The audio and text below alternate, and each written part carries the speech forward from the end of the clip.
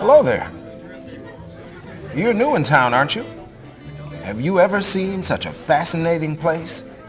Everyone is migrating to Internet the City, and it's getting more interesting here every day.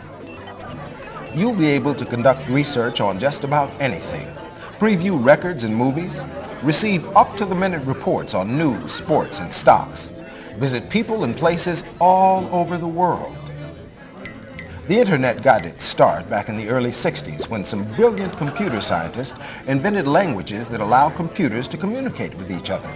Today, the net is populated by millions of people linked together by a vast network of computers. To access the Internet, you'll need a modem and a service provider, and me, Professor, is your guide. A modem is the computer hardware that plugs into a phone line. A service provider connects your phone line to the Internet. In the meantime, I'd like to take you on a tour of the city. My friends and I can tell you everything you need to know about the net.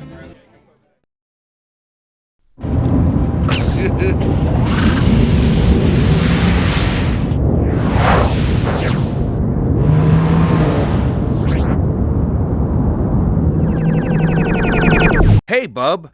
Sure, the web's a great academic type tool, but there's also a lot of fun stuff out there too, just waiting to be discovered.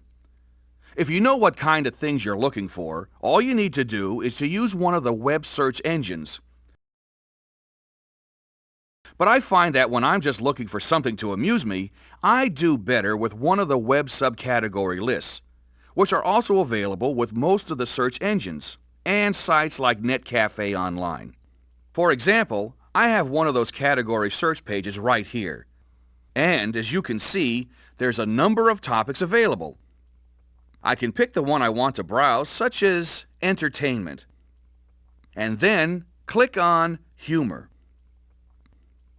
And there's a whole list of pages available for me to choose from, and I can click on the links, check out a few pages,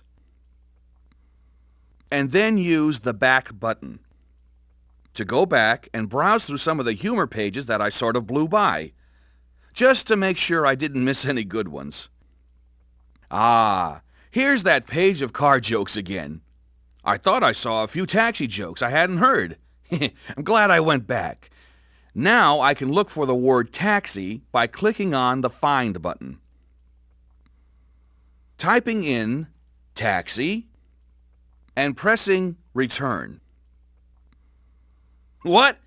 No taxi jokes? Obviously not a quality site.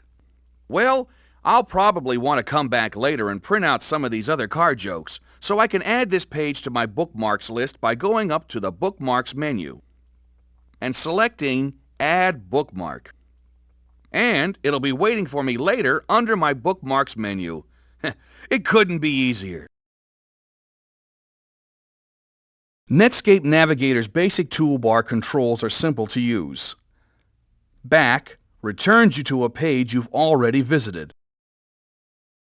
Forward moves you forward to a page you've gone back from.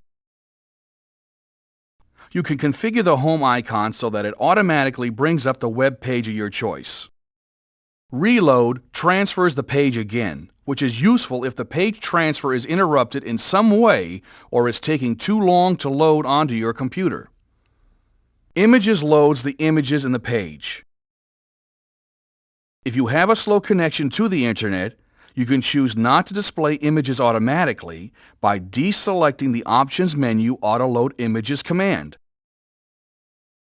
which saves some of the time that it takes to load a page, and then use this button to view them as desired. Open brings up the Open Location panel, which allows you to type the URL you want to go to. Print sends the page you are looking at to the printer.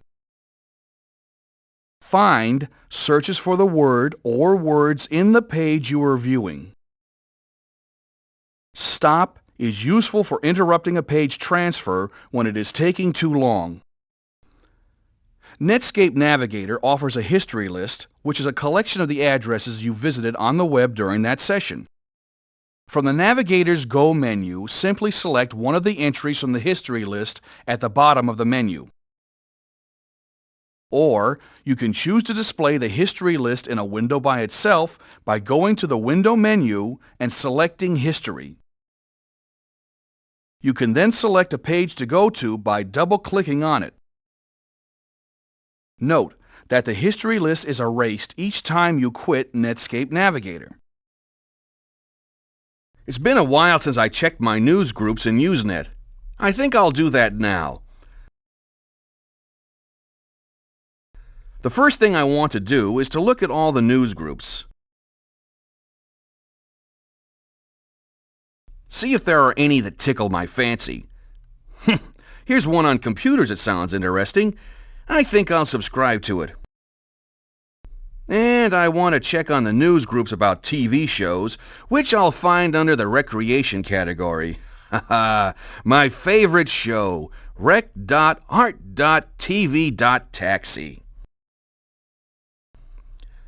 Now I'm just going to go up to Options and show only my subscribed news groups. Makes it easier to go through them. I really don't read this one anymore, so I'm going to cancel my subscription. And I'm going to cancel that one too. Okay, I posted an article a week ago on rec.art.tv that questioned the acting abilities of StarQuest's Dirk Firepile. And a lot of people had something to say about that. Looks like I started a pretty nice-sized thread. I'm just going to click on this article in the thread, and up comes the response. Now I'm going to click on the next one in the thread. Another way for me to follow the thread is to click on one of these numbers here. See, that's just like having a discussion with people.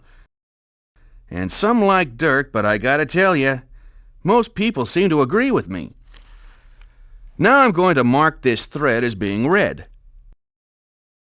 The next time I return to this news group, I can go up to the Options menu and select Show Only Unread Messages, and the thread won't reappear. While I'm here, I might as well make a new posting. This time I'm going to say how much I admire the acting abilities of Gina Pierre in Taxi Boulevard.